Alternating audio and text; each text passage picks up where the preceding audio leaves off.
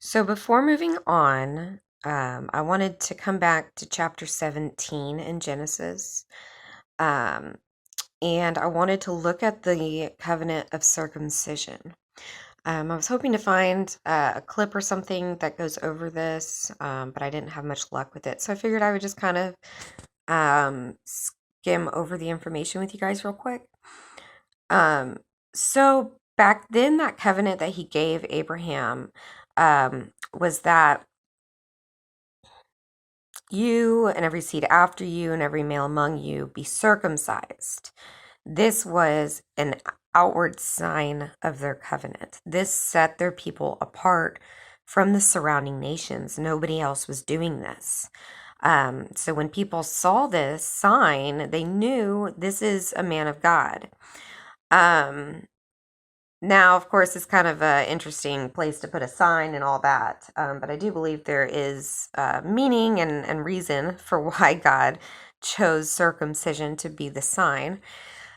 Because now when we look at the new covenant that we have with Yeshua and, his covenant, he came and he took the law and he pretty much simplified it for us. We obviously were having a very hard time with keeping that law, and our heart posture got all messed up and everything. So he came back and reminded us, how much it is about the heart. And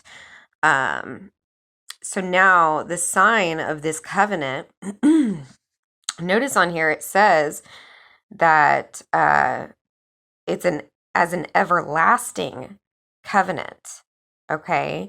Does this mean to physically circumcise our men everlasting forever?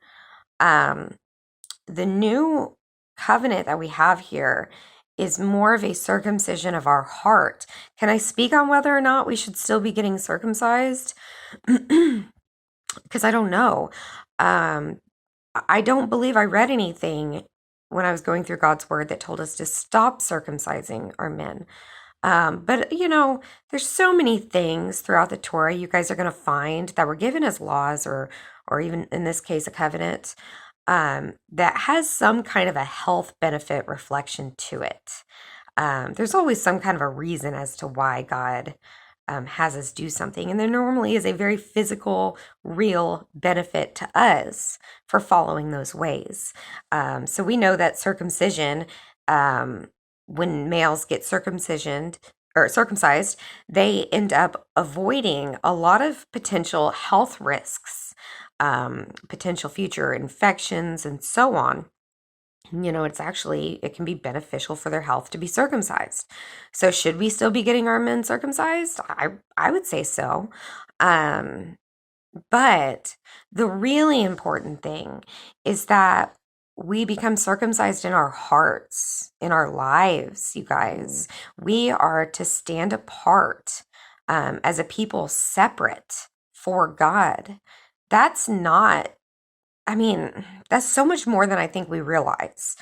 When we look at this world today, when we're out and about in it, we're supposed to shine in it. Our lives are supposed to stand out. Our behavior is supposed to stand out. Our love for each other is supposed to stand out and set us apart. Our behavior, our deeds, our words, all these things should make us stand apart from the world. And so when we take a look at our life and we really evaluate, how much of the world am I allowing into my heart, into my life? Okay. For me, I very